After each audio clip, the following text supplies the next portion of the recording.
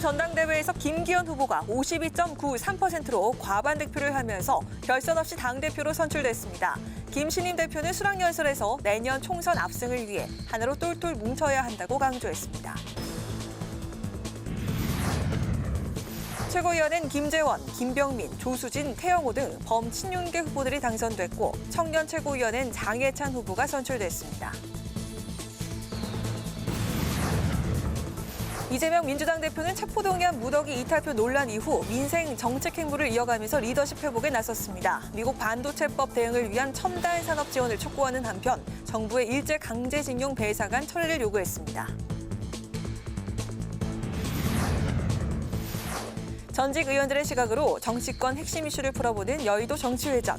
여당 전대 결과를 도출할 핵심 요인은 무엇이었는지 새 지도부의 방향과 전대 이후 후유증 우려까지 다각적으로 분석 전망해보겠습니다.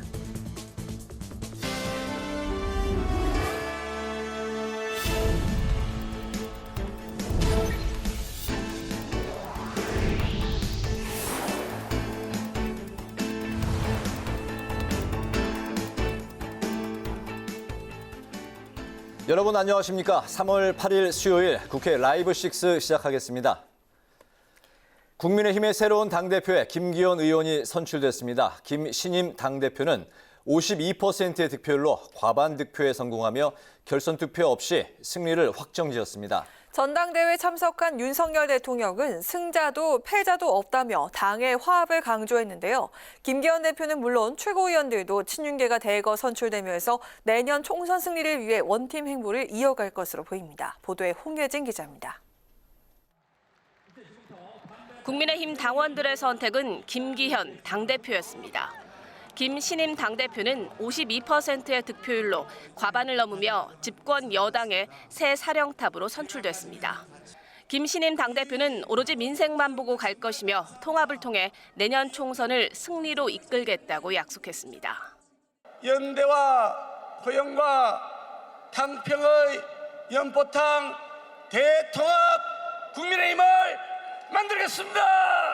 내년 총선 승리를 위해 제가 할 수 있는 모든 헌신과 희생을 각오하고 있습니다.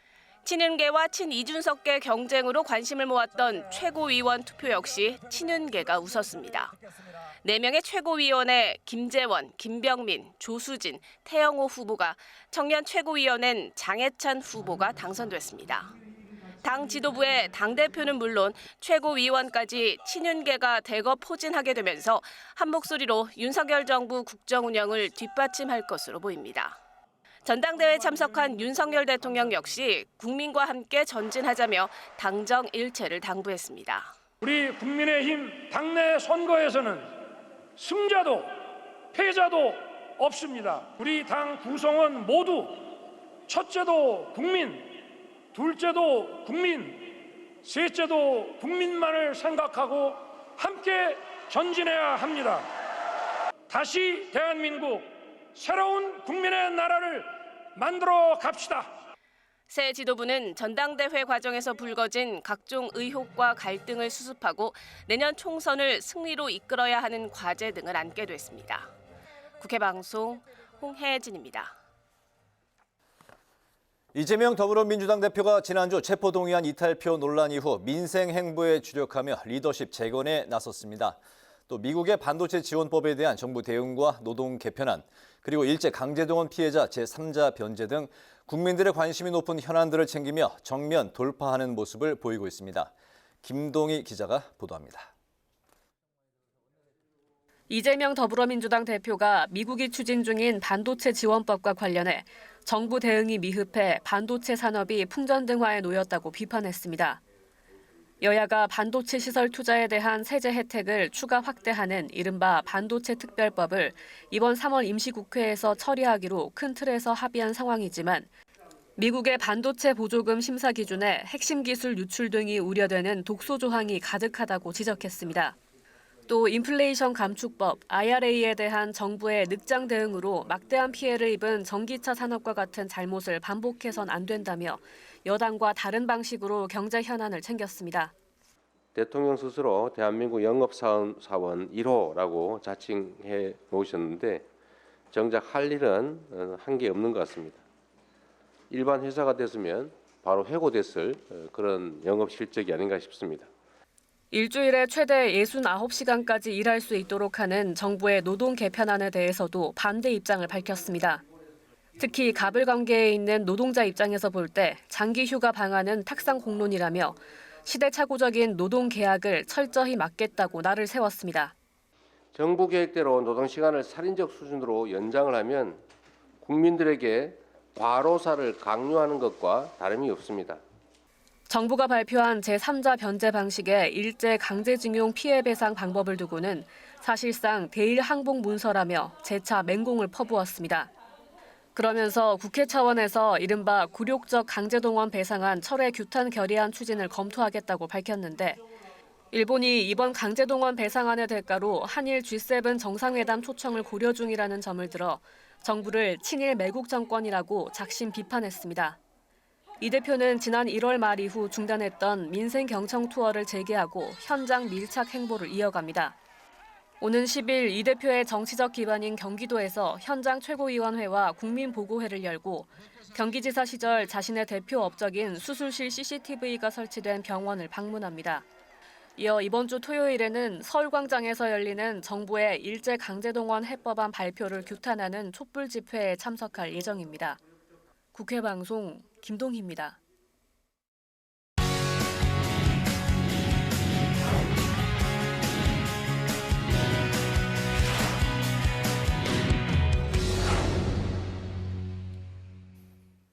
네, 전당대회 결과, 국민의힘 전당대회 결과를 장정현 기자와 좀 더 자세히 들여다보겠습니다. 장 기자, 어서 오세요. 안녕하세요. 네, 국민의힘 당원의 이제 절반 이상이 이제 투표에 참여했던 역대급 흥행이었는데요. 그렇죠? 네, 그렇습니다. 이 역대 최고치를 기록한 투표율이 어느 쪽으로 향했을지 이 관심이 집중됐는데요. 네. 이 과반 이상 당선이냐 결선행이냐 이 갈래길에서 국민의힘 새 지도부는 오늘 김기현 대표를 수장으로 최종 완성됐습니다. 김 대표가 과반 이상 이 53% 가까이를 차지하면서 2위 안철수 후보를 2배 이상 격차로 누른 건데요. 안 후보는 23%, 천하람 후보가 15%, 황교안 후보는 9% 가까이를 득표했습니다. 이 최고위원은 김재원, 김병민, 조수진, 태영호, 청년 최고위원은 장해찬 이렇게 5명으로 구성됐는데 사실상 윤심이 이번 전당대회를 압도했다 이렇게 분석이 되고 있습니다. 네, 또 한편으로는 이제 이변이 없었다 이렇게 이제 뭐 봐도 될 것 같네요. 윤석열 대통령도 오늘 그 전당대회에 이제 참석을 했습니다. 발표 나기 전 자리를 이제 이석을 했었는데 박근혜 전 대통령이 새누리당 때 이제 그 전당대회 참석했던 이후 7년 만이죠? 네, 이번 전당대회 윤심 논란이 뜨거웠던 만큼 이 윤석열 대통령의 오늘 행보에 시선이 쏠렸는데요. 네. 국민의힘 1호 당원 자격을 가진 윤 대통령, 이 오늘 전당대회 3시 20분쯤 입장해서 이 축사로 화합 메시지를 전하고 곧바로 퇴장했습니다. 이 현장에서 결과 발표는 듣지 않았고요. 이미 당대표 선거 투표는 종료된 상태였기 때문에 윤 대통령이 전한 오늘 메시지가 표심에 직접적인 영향을 미치지는 않았는데요. 윤심 논란이 이번 전당대회를 뜨겁게 달구면서 윤심 후보인 김기현 후보가 과연 얼마만큼 득표를 할지가 관건이었는데요. 이는 윤 대통령의 이 앞으로의 당 영향력과도 연관될 수밖에 없는 상황이었습니다. 이 대통령과 친윤계 입장에서는 김 후보가 1차 투표 과반 이상의 압도적 승리를 이루는 게 가장 좋은 모습이었을 텐데 결국 현실화되면서 앞으로 당정은 하나라는 목표를 더욱 공고히 할 것으로 보입니다. 네, 그 얘기는 또 그 친이준석계 4인방 인사들이 모두 이제 지도부에 입성에 실패했다 그 이야기가 되겠네요. 그렇습니다. 이번 그 전당대회 관전 포인트였는데 모두 결국에 이제 실패를 했습니다. 네, 이 천하용인으로 불려온 이들 4명은 이 컷오프 예비 경선에서 이준석계 힘을 보여주는 듯 했습니다. 당권 주자 본선에 오른 이 천하람 후보와 달리 현역 중진 의원들, 이 4선의 윤상현, 5선의 조경태 후보가 컷오프 탈락하면서 천 후보가 4명 안에 들었다는 것만으로도 흥미로운 상황이었고요. 전당대회 막바지에는 천 후보 스스로 이 대선 후보급 안철수 후보를 제꼈다. 이런 아주 자신감 넘치는 모습을 보였지만 결과는 그렇지 못했습니다.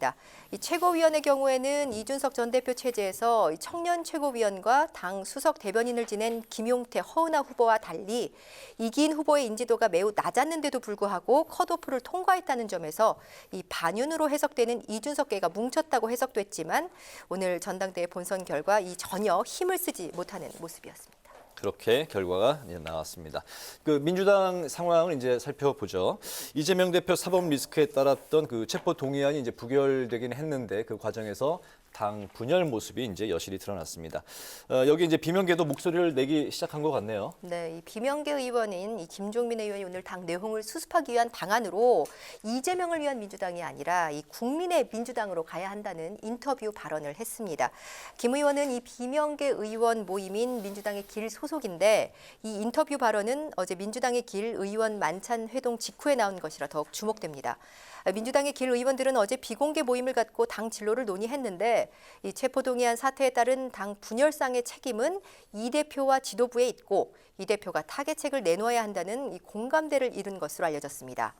민주당의 최대 의원 모임이죠. 현역 의원 50여 명이 소속된 더 좋은 미래도 오늘 입장문을 발표했는데요. 이 대표가 현 상황에 대해 책임감을 느끼고 이 당의 불신 해소와 혁신에 적극 나서달라고 요청하면서 사실상 이 대표의 힘을 실었습니다. 네, 이재명 대표와 지도부 당 내홍이 이제 불거진 이 상황 어떻게 지금 그 수습을 하고 있습니까? 네, 일단 이재명 대표는 이 대여 투쟁에 집중하는 모습입니다. 이 대표 입장에서는 쌍특검을 정의당과 함께 성사시켜야 하고 또 자녀의 학교 폭력 논란이 제기된 정순신 낙마 사태와 강제징용 이 3자 변제 배상안에 대해서도 당 차원의 공세를 취하면서 정부 여당에 강한 제동을 걸었는데요. 박홍근 원내대표는 오늘 저녁 민주당의 길 소속 비명계 몇몇 의원들과 만나는 것을 시작으로 당내 소통을 강화합니다. 이 현 상황을 타개할 만한 구체적인 대안을 마련하고 당의 단일한 대우를 이뤄야 하는 박 원내대표인데요. 오늘 이 비명계 의원들에 이어서 내일은 이 4선 중진 의원들과 오찬 회동이 예정돼 있는데 앞으로도 이 선수별로 의원들을 만날 계획인 만큼 어떤 화합책을 내놓을지 관심이 좀 집중됩니다. 네, 이재명 대표 뭐 그 기존과 다른 그 입장으로 지금 선회하지 않고 있는 분위기는 결국에 그렇습니다. 당내 이제 의원들 또 선수별로 차례차례 만나면서 정면 돌파하겠다 이런 의지의 표명인 것 같습니다. 네. 이슈 분석 장정현 기자와 함께했습니다. 장 기자 수고했습니다.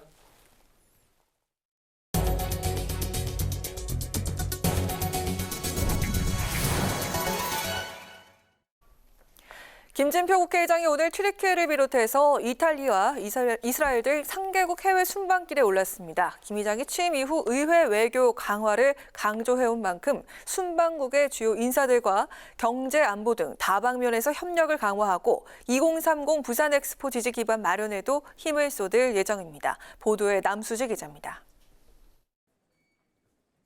김진표 국회의장이 오늘부터 9박 11일간 튀르키예, 이탈리아, 이스라엘을 공식 방문합니다.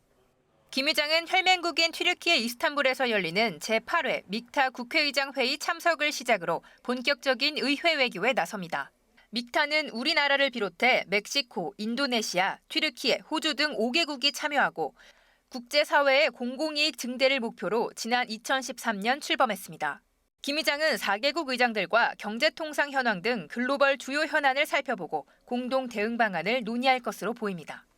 아울러 최근 대지진으로 피해를 입은 튀르키예 국민들에게 위로와 지속적인 피해 지원 뜻을 밝히고 국제사회 공조도 강화할 예정입니다. 이후 김 의장은 이탈리아를 방문해 하원 의장과 만나 재생에너지 등 경제와 정치, 안보 분야에서 협력 강화를 강조할 것으로 보입니다. 김 의장은 교황청 주요 인사와 한반도 평화 프로세스를 위한 공감대 형성에도 주력할 예정입니다. 이번 순방 마지막 일정은 이스라엘입니다. 김 의장은 이스라엘 국회의장과 첨단 산업과 기초과학 분야에서 협력 확대 방안을 논의할 것으로 보입니다. 김 의장은 각 방문국에서 2030 부산 엑스포 유치를 위한 지지 기반 확보에도 힘쓸 예정입니다. 의회 외교는 다양한 인적 네트워크를 총동원해서 공식, 반공식, 비공식으로 폭넓게 추진할 수 있다고 하는 특별한 강점이 있습니다. 이런 강점을 극대화하는 적극적인 의회 외교 전략이 필요합니다. 순방을 마친 김 의장은 3월 18일에 돌아올 예정입니다. 국회 방송 남수지입니다.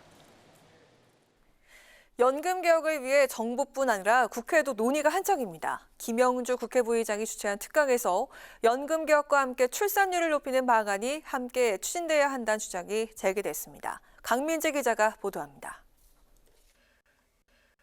유희원 국민연금연구원 연구위원은 기금 고갈 문제는 인구 고령화 등이 근본 원인이라고 지목했습니다. 유 연구위원은 보험료 인상만으로는 국민 불신을 높여 공적연금 지속 가능성을 해칠 수가 있다며 출생률을 높이는 방안도 함께 추진해야 한다고 주장했습니다. 단순히 보험료를 올리거나 이런 제도 개선만으로는 결국 인구 문제는 해결이 안 되잖아요. 결국은 우리가 보험료 올리는 이런 제도적인 노력도 해야겠지만 좀 더 근본적인 차원에서 이런 인구 환경을 개선하는 그런 노력도 같이 해 나가야 된다. 핵심 쟁점 중 하나인 기금 재정 안정화와 노후소득 보장 논의에 대해선 안정적 소득을 보장해 국민의 신뢰를 확보한 뒤 재정 안정화를 추구해야 한다고 주장했습니다. 국민연금을 보완하기 위해 기초연금을 확대한 것 또한 적정성을 담보하지 못한 개혁일 수 있다며 재정 측면에서 엄밀한 평가가 필요하다고 지적했습니다. 김영주 부의장은 국민연금 제도가 직면한 재정위기 실체를 분명히 파악하고 국민들이 수용할 수 있는 방안을 찾을 수 있도록 최선을 다하겠다고 밝혔습니다. 대한민국의 저출생, 고령화 문제가 점점 더 심각한 양상으로 치달으면서 노후 빈곤을 막을 최후의 안전판인 공적 연금 제도의 미래가 매우 위태로워졌습니다. 이제는 개혁을 더 이상 늦출 수 없다는 국민적 동의와 공감대가 형성되었습니다. 김성주 연금특위 야당 간사도 공적 연금 체계를 튼튼하게 만들 수 있도록 노력하겠다고 말했습니다. 국회 방송 강민지입니다.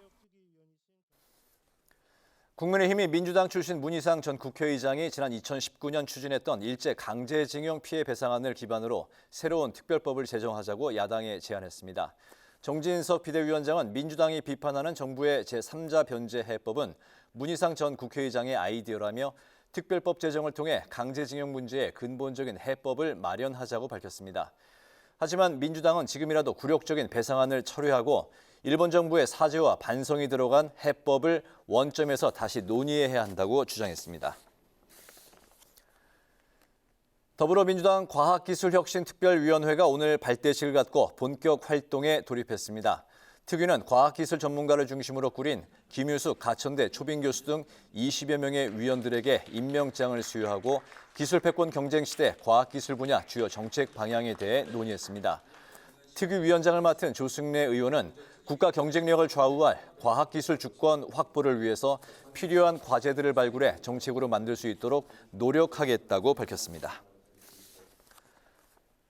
심상정 정의당 의원은 정부가 발표한 제주 제2공항 사업계획을 백지화하고 주민투표로 결정할 것을 촉구했습니다. 심 의원은 오늘 기자회견을 갖고 한국환경연구원은 검토 의견서에 공항 건설이 안전과 환경 문제로 이어져 부적절하다고 평가했다며 환경부는 무슨 근거로 사업을 승인했냐고 따져 물었습니다.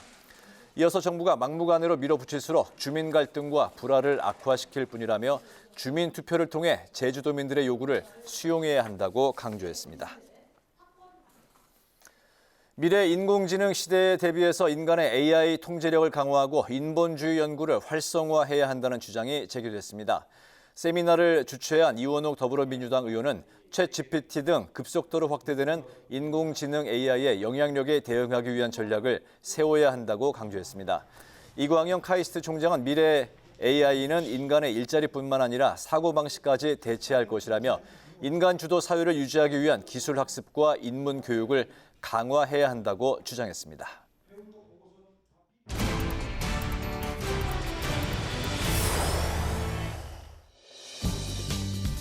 3월 8일 정치권의 뜨거운 말말말 강아랑의 정치톡 시작하겠습니다. 오늘 첫 번째 정치톡은 대일 항복문서대 민주당 아이디어입니다. 정부가 내놓은 강제징용 배상금 해법 제3자 변제 방식을 두고 논란이 거센데요. 야당은 어제 시국선언을 발표한 데 이어서 오늘은 대일 항복문서라면서 비판의 목소리를 높였습니다. 윤석열 정권의 굴욕적인 강제동원 배상안에 국민들의 분노가 뜨겁습니다. 정부 배상안은 사실상 대일 항복 문서입니다. 친일 매국 정권이라고 지적해도 할 말이 없을 것입니다. 연일 비판을 이어가는 야당을 향해서 정진석 국민의힘 비대위원장은 반일 감정을 부추겨 사법 리스크를 물타기 해선 안 된다고 강조했는데요.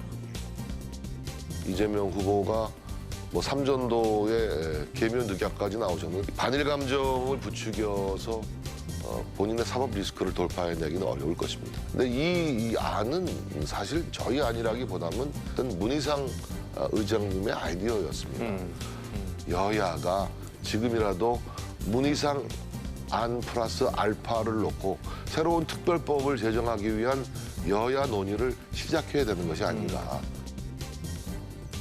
또 제3자 변제 방식은 민주당 출신이 문희상 전 국회의장이 제안했던 방식이라면서 지금이라도 문희상안 플러스 알파를 놓고 여야가 논의를 해야 한다고 주장했습니다. 반면에 진성준 민주당 원내수석 부대표는 제3자 변제안이 민주당의 아이디어라는 여당의 주장에 대해서 정면 반박했습니다. 완전 억지 주장이죠. 2019년에 문희상 의장께서 그런 아이디어를 내놨는데 한국과 일본이 모두 5대5로 참여하자는 거였습니다. 그 문희상 의장의 안마저도 당시에 반쪽짜리 해법이다 해가지고 추진하지 못했거든요. 그런데 일본의 책임은 하나도 없고 전부 한국 기업이 대신 변제하겠다라고 나오는 것은 해법이 될 수 없죠. 생존 피해자 모두 정부 해법에 반대하고 있는 상황이죠. 양금덕, 김성주 할머니는 진정한 사죄를 받고 싶다면서 울분을 토했습니다. 꼭 굶어 죽어도 안 받아요. 내가 우리나라에서 고생했지. 일본 가서 고생했지. 누구를 위해서 싸웠가니. 백성의 골병이 이렇게 만들어 놓고 지금은 나몰라라 하고 있으니 우리는 어디다 대고 하소연을 합니까? 일제강점기에 행해졌던 강제징용 피해, 오랜 시간이 흐른 만큼 또 그 피해를 가늠할 수 없는 만큼 보상 방법에 대한 충분한 고민과 논의가 있어야겠죠. 제3자 대위 변제 방식에 대한 후폭풍은 계속될 것으로 보입니다. 이어서 오늘의 두 번째 정치톡은 포스트 전당대회입니다. 국민의힘 당권 레이스가 오늘로 막을 내렸습니다. 새로운 당대표가 선출이 된 만큼 이젠 원내대표 경선에 불이 붙을 것으로 보이는데요. 원내대표 경선이 다가오자 양당 원내대표는 국회 공백과 혼란을 최소화하기 위한 방안으로 4월 말 동반 퇴진에 공감대를 보이고 있습니다. 제가 벌써 지금 세 번째 원내대표랑 이 일을 같이 하고 있지 않습니까? 그 자녀 임기만 하고 마치시면 전 또 네 번째 저쪽 원내대표를 상대로 한 달가량만 일을 해야 되는 상황이 발생하잖아요. 이게 국회 원활한 운영에 도움이 되지 않겠다라고 판단을 해서 그동안 두 사람이 계속 이야기를 해왔습니다. 오는 4월 8일 임기를 마쳐야 하는 주 원내대표는 5월에 임기를 마치는 박 원내대표가 동반 퇴진을 제안해왔다고 밝혔습니다. 구체적으로 논의한 건 없다면서도 동반 퇴진엔 긍정적인 입장을 보였는데요. 양당의 이견이 없다면 임기를 조금씩 늘리고 단축해서 4월 말 동시 퇴진, 동시 선출이 가능해질 겁니다. 여당에선 차기 원내대표로 4선의 김학용 의원 그리고 3선의 박대출, 김태호, 윤재욱 의원이 출격 준비에 나선 분위기입니다. 이번 원내대표 경선도 윤심 경쟁이 되지 않겠냐는 우려의 목소리가 나오고 있습니다. 반면 민주당에선 친문으로 분류가 되는 박강원, 전해철 의원과 비명계의 이원욱 의원 그리고 범친명계로 분류가 되는 윤관석 의원 등이 경쟁에 나설 것으로 보이는데요. 민주당 내부에선 체포동의안 이탈표의 후폭풍이 원내대표 경선에도 영향을 미치지 않겠냐면서 친명과 비명 간의 격돌을 예상하기도 했습니다. 차기 원내대표는 원내 사령탑으로서 당대표와 함께 2024년 총선을 이끌게 됩니다. 내년 총선은 윤석열 정권의 중간평가 성격을 지닌다는 점에서 중요한 의미를 가지고 있죠. 막중한 임무를 맡게 될 새 원내대표 자리에 누가 오게 될지 지켜봐야겠습니다. 지금까지 강아랑의 정치톡이었습니다.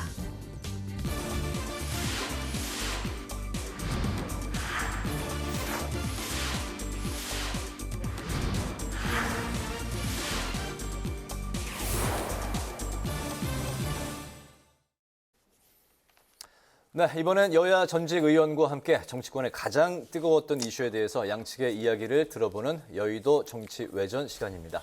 오늘도 신경민 전 더불어민주당 의원, 신성범 전 새누리당 의원 두 분 나오셨습니다. 어서 오십시오. 네, 안녕하세요. 반갑습니다. 네, 2주 만에 뵈니까 더 반가운 것 같습니다.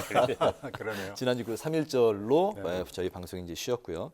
오늘 드디어 이제 그 모든 게 끝났습니다. 2월 10일 예비 경선부터 시작해서 26일 동안 펼쳐졌던 국민의힘 전당대회가 이제 막을 내렸는데요. 결과가 이제 한 1시간 전쯤에 나왔습니다. 우선 그 전대 시작부터 오늘 그 선출 결과까지 이번 전당대회에 대한 그 총평부터 한 말씀씩 좀 들어볼까요? 어떻게 보셨습니까? 사실 이번 전당대회는 엄청난 사고 끝에 나온 거죠. 계절을 몇 번 바꿨죠. 작년부터 시작하면 이준석 전 대표 파묻기부터 시작을 해가지고 벌써 계절을 한 3번 바꿔가지고 나온 건데 한마디로 윤심을 향한 학예회 같은 느낌을 저희들은 국회에서 받았어요. 왜 그러냐면은 첫 번째로 이준석 파묻기 있었죠. 유승민 밀어내기 위해서 룰을 바꿨죠. 그리고 나경원 의원에 대한 집단 구타는 정말 볼만한 구경거리였습니다. 이런 거 보기 참 어려워요. 네. 어느 나라에서도. 거기다가 안철수 후보에 대한 면상 가격까지 있었기 때문에 학예회 치고는 굉장히 소란하고 뭐 하여튼 요란했어요. 그래서 이게 과연 끝일까? 이게 이제 전당대회가 되면 새 지도부가 들어와서 인사하고 뭐 이러면서 뭐 여러 가지 이제 새로운 시작이 될 텐데 네. 이 새로운 시작이 그렇게 산뜻해 보이지는 않습니다.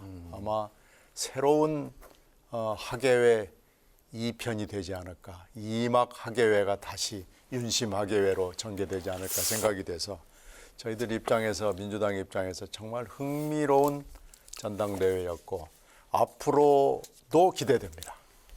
어떤 면에서 그 기대된다는 뜻이? 윤심 학예회를 어떻게 할 것인지.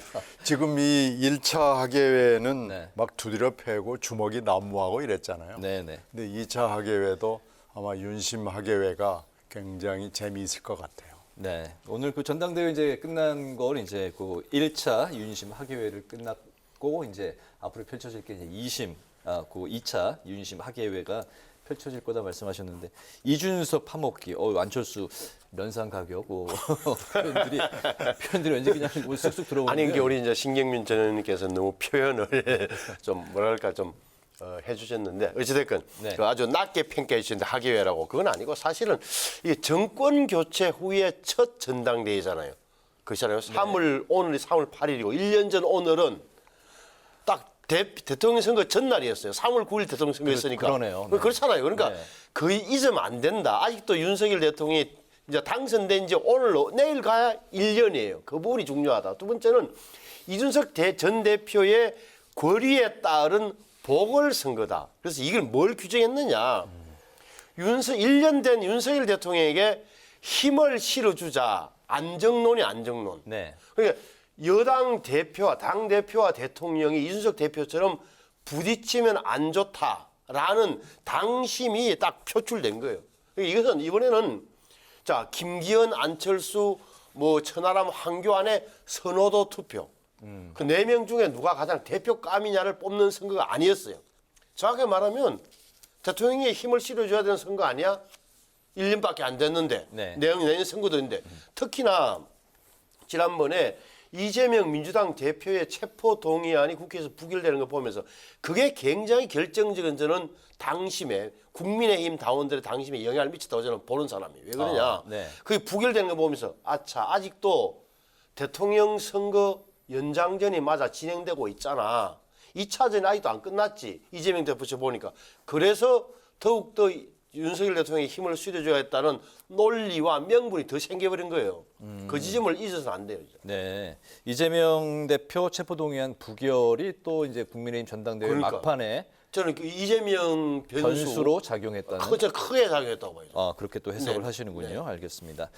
그 컷오프 때만 해도 뭔가 이 개혁, 혁신의 바람, 이게 새로운 뭔가 좀 이게 뒤집기가 이게 또 이제 등장하는 게 아니냐. 천하람 바람이 또 불었고 안철수 후보가 상대적으로 좀 주춤한 모습이었는데 마지막 이제 관전 포인트, 최대 관전 포인트는 과연 이제 1차에서 끝날 것이냐, 2차로 갈 것이냐. 그렇다면 2차로 간다면 2위는 누가 될 것이냐. 여러 가지 이제 그 관전 포인트였는데 한간에는 또 그냥 싱겁게 1차로 오늘 끝났다. 그게 왜 그러냐. 네. 저도 사실은 4명이서 경선을 치르는데 한 사람이 과반 넘기는 힘들 거라고 봤어요. 그러니까 예를 들어서 황교안, 천하람이 합해서 한 25나 30을 가져간다면 네. 남는 75와 70을 가지고 예를 들어서 뭐 안철수가 20 이상을 하지 않겠나 생각 때문에 그랬던 건데 당원들이 판단할 때는 어차피 김기현이라면 어차피 나중에 될 거라고 본다면 아예 일찍 힘을 몰아서 안정적으로 가져가자. 다시 말해 결승까지 가면 오히려 변수가 많이 생기게 되면은 더 다른 불안 요인이 생길 수 있다. 이 점까지도 아마 판단을 했던 것 같아요. 그래서 아예 어차피 1차에서 아예 끝을 내는 게 오히려 당의 안정과 화합에 도움이 될 거라는 판단을 한 것으로 보이죠, 제 눈은. 네. 그래서 그 좀 뭐 우리가 보는 관전자 입장들에서는 다들 뭐 언론에 이런 데서는 싱겁게 끝났다고 하지만 네. 그런 나름의 뭐 논리 같은 게 당심에 작용했다고 보는 게 맞는 것 같아요. 김기현 이제 신임 당 대표가 이제 그 수락 연설에서 많은 선거를 치렀지만 오늘만큼 떨리고 격정적인 그 감정을 느껴본 선거는 처음이었다. 김기현 네. 대표 입장에서 얼마나 떨렸겠어요. 선거를 많이 치러봤지만 아시는 대로 초기에 지지율이 얼마나 나왔으면 굉장히 낮게 나와가지고 그렇게 밀어주는데도 왜 지지율이 낮냐는 이야기를 엄청나게 들었을 거 아니에요. 예. 간이 좀 조마조마했겠죠. 결과가 이제 나오자마자 안철수 이제 후보가 먼저 악수를 청하니까 그 안 후보에게 그 배꼽 인사를 하더라고요. 아니, 오늘 이 당연하죠. 결과 어떻게 예상대로 된 건가요? 뭐 어떻게 된 겁니까? 김기현 후보가 글쎄요, 이제 턱걸이로 50%를 넘는다면 턱걸이가 될 거다라는 예상들은 많이 했고 저도 그 의견에는 동의했습니다. 그런데 네. 이제 정말 우주의 기운을 다 모아서 이렇게 몰아주는데도 50이 될까 말까 또 될까 말까 이렇게 오랜 동안 했던 걸로 보면 김기현 후보의 경쟁력은 문제가 있습니다. 이건 아마 본인이 자성의 자성을 거듭해야 될 거예요. 내가 왜 이렇게 됐을까? 그리고 윤 대통령 입장에서 보면 후보를 윤심을 좀 잘못 찍었다고 할 수 있을 거예요. 이렇게 힘들 줄 알았으면 아마 다른 선택을 했을 수도 있을 텐데 어떤 턱걸이 과반으로 했는데 거기에는 아무래도 안 후보의 어떤 전략적 실수, 미스 뭐 이런 것들이 있고 천 후보가 뒷심을 발휘하지 못한 것도 있고 뭐 이런 것들이 있겠죠. 근데 지금 전현직 의원들이 김기현 후보에게 모두 가고 이건 뭐 삼천리 방방곡곡 온 세계가 다 윤심은 김기현이다라고 다 알고 있는 거 아니에요? 우리나라뿐만 아니고 아마 미국도 알고 다 알 거예요. 유럽도 다 알 텐데 이렇게 되니 안 되니 뭐 이랬던 것은 네. 정말 반성을 해야 되고요. 네. 이게 이제 오늘 90도 인사를 하지 않을 수가 없는 거고 더군다나 지금 사법 처리를 하겠다고 고소 고발이 들어간 상황이기 때문에 앞으로 이게 숙제일 겁니다. 방금 말씀하신 그 어제 그 황교안 후보 그리고 이제 안철수 후보가 공동 기자회견을 갖고 그 김기현 후보의 땅 투기 의혹에 대해서 끝까지 이제 의혹을 밝히겠다라고 했는데 이 사안을 앞으로도 계속 가져갈까요? 취하를 하지 않으면은 어려울 거고요. 네. 근데 지금 하는 걸로 봐서는 안철수의 길이 뭐 잘 보이지는 않아요. 현재 오늘의 시점에서 봤을 때 안철수의 미래, 안철수의 향후 행보 이런 게 뭐가 될까 굉장히 의심스럽고 이걸 궁금해하는 분들이 제일 많더라고요. 그런데 여기서 만약에 이 공수처로 간 사건을 계속 끌고 가고 또 황교안 후보는 부동산 의혹, 땅 투기 문제를 가지고 계속 끌고 가고 이런다면 김기현 체제는 출발부터 덜커덕거리게 돼 있죠. 불안하죠. 네네. 안철수 후보 좀 아까 이제 그 전략 실패라고 말씀하셨는데 그 말씀은 즉슨 대통령실의 이제 압박과 여러 가지 이제 그 개입 뭐 이런 이제 그 좀 이슈들이 터져 나왔을 때 정면으로 그 당시에 바로 정면으로 돌파하지 못했던 그걸 말씀하시는 건가요? 그 당시에 정무수석이 노타이 차림으로 국회에 와서 막 설치고 다니면서 적이니 뭐 이런 얘기를 했을 때 네. 그 정무수석을 적으로 돌렸어야 됩니다. 아무 말 하지 않으면 아무 네. 일도 일어나지 않는다. 뭐 그 말을 수긍하고 아무 말 안 했잖아요. 뭐 윤핵관이라는 얘기도 안 쓰겠습니다. 뭐 윤한연대도 안 쓰겠습니다. 그러는데 윤한연대는 어떻게 보면은 작년 이맘때를 살펴보면은 팩트였잖아요. 그때 윤한연대 합당을 했기 때문에 사실 됐다고 얘기를 해도 뭐 할 말이 없는 거고요. 윤핵관은 그 뒤로도 모든 후보들이 다 윤핵관이라고 얘기하는데 안 후보만 못한 거예요. 네. 안 후보만 금기어가 된 겁니다. 그러니까 안 후보가 예 알겠습니다 하고 두 손 공손하게 모은 순간 쫙 지지도가 떨어지게 돼 있죠.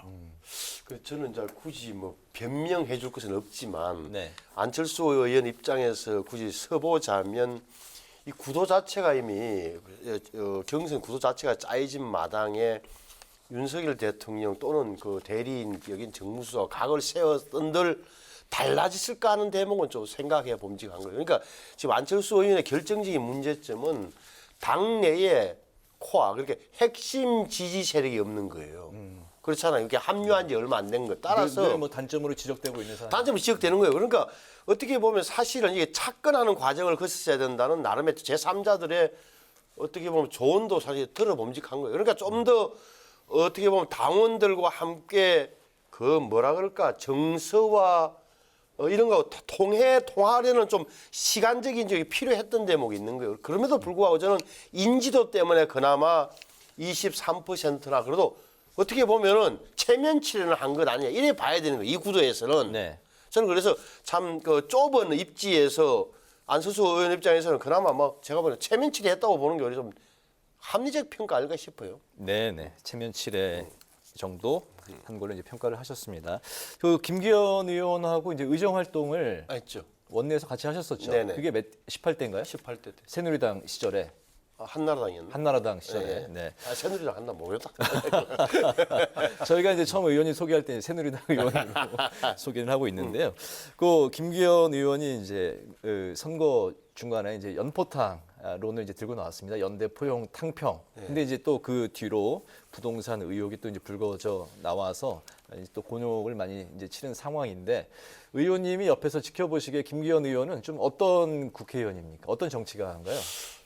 그게 성실하게 그분이 이제 그 김기현 의원이 당시에 재선 의원으로서 정책조정위원장을 맡았고 저는 초선 의원으로서 간사를 해서 같이 이제 회의도 많이 하고 했는데 보면 굉장히 성실해요. 그러니까 네.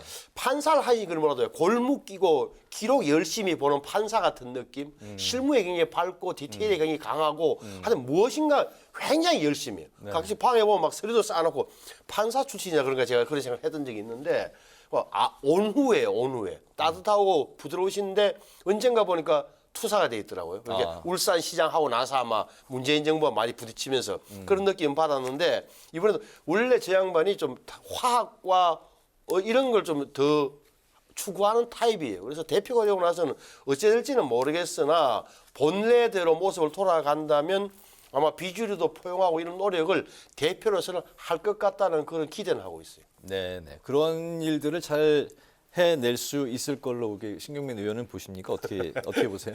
글쎄, 지금까지 한 걸로 봐서는 저는 그렇게 큰 기대가 걸리지는 않는 대표가 될 것 같습니다. 왜 그러냐면은 네. 이렇게 노출이 돼 있었잖아요. 지금까지는 의원이었고 시장이었고 그러지만 대표가 되면은 모든 현안 이슈에 대해서 코멘트를 해야 되고 임기응변도 있어야 되는데 이번에 하는 거 보니까요. 그런 걸 못 읽었어요. 땅 투기 그 문제 제기에 대한 대응도 도대체 뭔 얘기를 하는 건지 많이 얘기는 했습니다마는 네. 핵심을 일부러 비껴가는 건지 하여튼 뭐 이렇게 그냥 구렁이 담 넘어가듯 넘어가는 느낌을 주어서 계속 문제를 키우고요.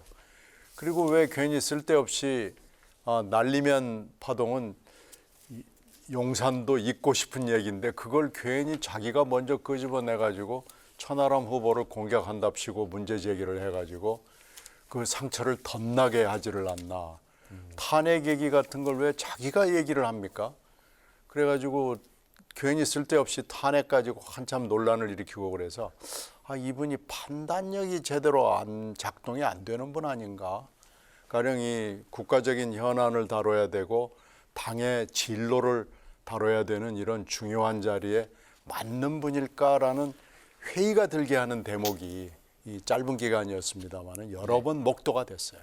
큰 이슈를 이제 관장을 이제 국가 여당의 대표로서 과연 그런 굵직한 현안들을 돌파하고 할 그런 통찰력이 그렇죠. 이제 현안에 대한 논급을 보면 너무 보수적이다는 느낌이 들고요. 보수당 아닙니까? 그러니까 보수당이긴 한데 울산의 로컬 이슈에 좀 들어가 있는 거 아닌가 생각이 들어서요. 네. 민주당 입장에서는 그런 분이 여당 대표하면 좋죠.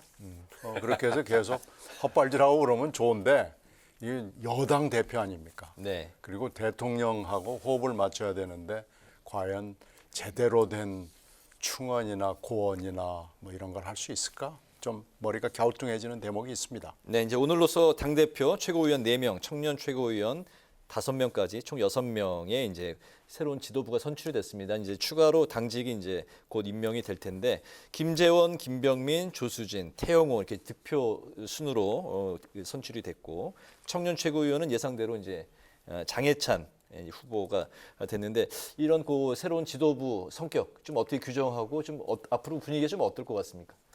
우선 이른바 뭐 천하용인이라고 했던 이준석 전 대표 그룹이 모두 못 들어왔잖아요. 네, 입성이 다 실패했죠. 입성이 실패했으니까 적어도 천하람 후보만 한 15% 득표를 했으니까 선전했다. 그러면 존재감을 보였다. 아, 이준석 전 그룹 쪽에 뭐가 있다는까지만 존재감을 확인했지만 이것을 만들어내는 조직력, 특히나 최고위원회부터 하나 못 만들었으니까 그 조직력은 역시 부족하구나. 당내 세력은 없구나. 뭐 이렇게 네. 정리를 할 수 있겠고 지금 말씀하신 분 가운데 오늘 6명이 뽑혔잖아요. 여기다가 이제 다음 달 되면 원내대표가 뽑히고 그다음에 사무총장을 임명하게 되면 이제 지도부 당 지도부 구성이 되겠죠. 근데 주의해야 될 대목은 오히려 수석 최고위원인 김재원 의원이 어떤 역할을 할까? 어떤 논리와 전략을 뭐 세울 줄 아는. 1위 득표자는 뭐 자동으로 이제 수석 최고위원을 최고위원 불러주는 거예요. 네.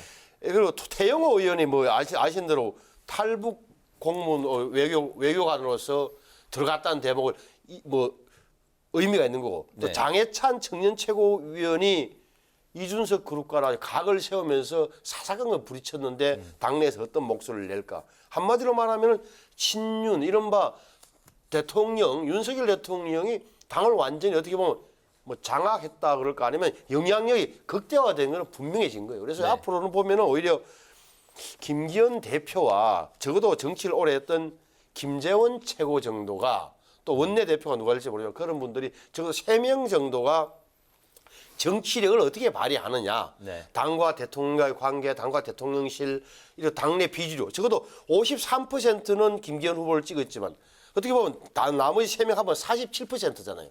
이 비주류를 어떻게 포용할 것이냐는 그들의 네. 적어도 3명 정도 대변되는 기성 정치인들의 정치 전문가들의 정치력에 달려 있는 거죠. 또 하나 이제 좀 그 관심을 갖게 하는 게 그동안 이제 제2선으로 좀 이게 물러나 있었던 이 권성동, 장제원 의원. 오늘 이제 그 화면에도 그 모습이 비춰지지 않더라고요. 아, 그래요? 어딘가 이제 있겠죠. 있긴 있었을 것 같은데 TV로만 보지는 않았을 것 같은데 당직을 맡지 않겠다고 이제 선언을 했었는데 윤핵관이 어쨌든 이제 그 전당대회가 끝났으니까 이제 곧 컴백을 할 것인지 아니면 더 당분간 좀 거리를 두고 나중에 그 적절한 그 시기를 볼 것인지 어떻게 보세요? 잠깐 쉬겠죠. 근데 계속 오래 쉬진 않을 것 같아요. 아주 짧은 기간에 그걸 이제 그레이스 피어리어드라고 그럴 텐데 잠시 좀 쉬었다가 또 들어와서 여러 가지 일을 할 거고 이게 어차피 네. 지금 결과를 놓고 보면 윤심의 힘이 되는 게 뭐 너무 분명하잖아요. 그래서 윤심의 힘에 걸맞은 여러 가지 일들을 할 거고 역할을 맡겠죠. 그래서 명실상부 이제 국민의힘은 윤심의 힘으로 거듭나지 않겠나 생각합니다. 네, 윤 대통령이 오늘 뭐 그 전당대회 참석해서 이제 인사말에서도 당정 일체, 뭐 당정 뭐 하나라 되는 그런 모습을 또 이제 강조를 했는데 어쨌든 그 새 지도부가 이제 그 윤심 일색으로 선출이 됐기 때문에 앞으로 그 용산과의 관계 굉장히 그 밀접하고 두텁게 갈 걸로 생각이 되는데 그렇죠. 뭐 추가로 하실 말씀 있으실까요? 아까도 말씀하셨던 이제 권성동, 장제원 이른바 이제 뭐 윤핵관이라는 분들 보면은 네. 이번에 특히 이 결과를 만들어낸 것은 장제원 의원이에요. 처음부터 초반부터 이른바 김장연대라는 조직을 붙여가지고 좀 만들어낸 게 아니라 네. 장제원 의원의 기획과 추진력으로 어떻게 보면 김기현 대표가 만들어진 거는 인정할 수밖에 없는 대목이다. 조건 실컷. 비판하거나 안 하는 거 아니에요. 권성동 의원이 약간 거리를 뒀던 거고 따라서 당직을 맡든 안 맡든 권성동 의원은 장제원 의원이 자기가 임명직을 안 맡겠다 그랬으니까 사무총장을 안 맡을 거고 어떻게든 당직을 맡든 안 맡든 특히 장제원 의원의 정치적 영향력은 커질 수밖에 없다. 권성동 의원은 좀 뒤에 있는 것 같고 네. 그런데 뭐 어쩔 수 없다. 그런데 말씀드렸지만 대통령실과 정당 간의 관계, 우리 여당과의 관계를 완전한 상하관계라든지 수직관계로 가져갈 수는 없어요, 현실적으로. 따라서 이거는 이 대목은 김기현 의원이 윤심의 엄청난 지원 속에 당선된 것은 분명하게 빚을 지고 있는 건 맞지만 그 인간인권은 별도로 정당은 또 다른 모습을 보여줘야 되는 대목은 있는 거예요. 그래서 그 대목이다, 결국은. 대통령과 대통령실과 우리 당을 어떻게 가져갈 것인가는 봐야 되는데, 저는 뭐 아까 최고위원 구성이나 이런 걸 봐서는 굉장히 대표가 압박을 많이 받을 것을 분명히 보여요. 김기현 후보가 압박을 많이. 당연하죠. 예, 알겠습니다. 그 친 이준석계가 이제 그 모두 입성에 이제 실패하면서 그 이준석 전 대표의 입지도 덩달아서 이제 좀 위협을 받을 것 같습니다. 흔들릴 것 같은데요. 유승민 전 의원과 이제 이준석 전 대표가 최근에 이제 보수신당을 만들 수도 있다라는 뭐 그런 예측도 나왔는데, 이것도 이번 그 오늘 결과 때문에 쉽지 않은 상황으로 이제 갈 것 같고요. 안철수 후보, 이준석 전 대표, 또 유승민 전 의원, 그리고 이제 후보에서 연대로 또 돌아섰던 나경원 전 의원, 뭐 이분들의 앞으로 행보 좀 간단히 좀 들어볼까요? 어떻게 예상하십니까? 글쎄, 금방 말씀하신 여러분들 중에 이제 안철수 후보의 그 입지가 어떻게 될 것인지가 제일 관심이 가죠. 지금 현재 땅 문제도 그렇고 행정관 그 문제도 그렇고 이 문제가 또 사법 처리까지 걸어놔 있고, 그래서 안 후보가 어떻게 할 것이냐라는 건 좀 뭐 여러 가지 내부적으로 논의를 하겠지만 다들 궁금해요. 근데 이 문제는 민주당도 픽업을 하지 않을 수가 없는 문제입니다. 이건 틀림없이 여러 가지 아마 단체들이 고소고발을 할 거기 때문에 안철수 후보가 아유 그만 덮을까요 하는 게 마음대로 안 될 거예요. 그래서 땅 문제는 땅 문제대로, 또 행정관 그 개인 문제는 개인 문제대로 될 겁니다. 이게 아마 자생력을 가지고 각급 수사기관에 들어갈 겁니다. 그래서 이 문제가 쉽게 끝날 것 같지는 않다라는 생각이 들고요. 나경원 전 대표는 뭐 이미 본인이 스탠스를 정리했기 때문에 이제 뭐 동작을로, 동작 지역구로 돌아가겠죠. 이제 또 하나는 이제 이준석, 유승민의 다음 행보가 뭘까 하는 것도 민주당 입장에서도 궁금해요. 국민들도 궁금한데, 문제는 이제 이번에 입지가 많이 줄어들었잖아요. 축소되고 좀 격화됐고 이래서 좀 힘들겠다라는 느낌은 듭니다. 그래서 이 문제들이 앞으로도 계속 야당은 물론이고 정치권 또는 국민들도 궁금해하는 대목인데, 특히 안철수 후보는 빨리 뭔가 자기 입장을 내놔야 될 겁니다. 알겠습니다. 이번에 그 전당대회 과정을 쭉 지켜보면서 역시 그립을 쥐고 있는 쪽에서 집단적으로 힘을 발휘하면 나머지 다른 사람들이 힘을 쓸 여지가 굉장히 좁고 희박하고 옅어지는구나라는 건 이제 좀 여실히 느꼈던 것 같습니다. 초반에 이제 뭐 그 여론조사 1위를 달렸던 뭐 유승민 후보, 안철수 후보 다 이제 마지막에 뭐 대표 도전을 이제 뭐 포기하거나 결국에는 이제 절반 정도의 득표율을 이제 기록하는 그런 정도로 끝났는데요. 안철수 후보의 앞으로 좀 그 정치 행보 좀 어떻게 보십니까? 결국은 뭐 예를 들어서 뭐 일각에서는 뭐 또 뭐 이런 이야기를 뭐 당을 다시 그런 건 현실적으로 불가능한 거예요. 그래서 지금은 비주류의 입지가 당내에서 좁다는 사실이 확인되는 순간 전부 다 지금 정중동할 수밖에 없는 거예요. 지금 엎드려 있어야 돼요. 정확하게 이야기하면은 지금은 윤석열 대통령과 주류의 시간이에요. 그렇잖아요. 그리고 말씀하셨지만 그게 언론에서 만들어냈건 아니면 뭐 희망사항이가 도덕적인 판단이든 간에, 자, 룰을 바꾸고 모든 걸 이렇게 당원 중심으로 간다는 게 확정되는 순간 어떻게 되면은 그때 사실은 처음부터 돌이켜보면 이런 결과는 뭐 만들어져 있었다고 해도 과언이 아닌 거잖아요. 그러니까 구도가 이미 짜 있었단 말이에요. 그런 대목에서는 옴짝달싹 할 수 없는 거다. 그리고 이준석 전 대표나 유승민 전 의원의 보수신당 이야기는 아직 빠르다. 빠르다 하면 무슨 뜻이냐.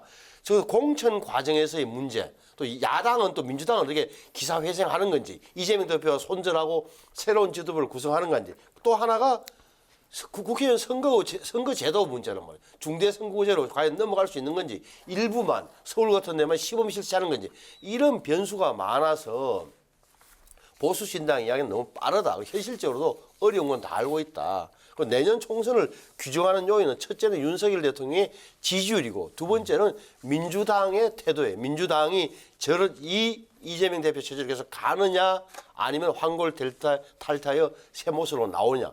윤석열 대통령의 지지율, 민주당의 변화가 내년 선거에 총선을 가는 기준이 될 거예요. 네.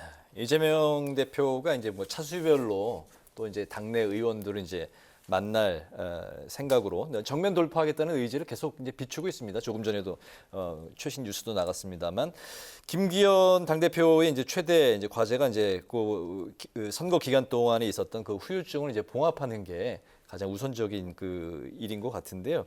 앞으로 이제 김기현 대 이재명으로 갔을 경우 그 어쨌든 그 총선이 앞으로 이제 1년 이상 남았기 때문에 두 사람 체제로 갈 수 있을지는 뭐 아무도 예측할 수 없습니다만 현재 총선을 1년 남겨둔 상황에서 김기현, 이재명 구도 좀 어떻게 보십니까?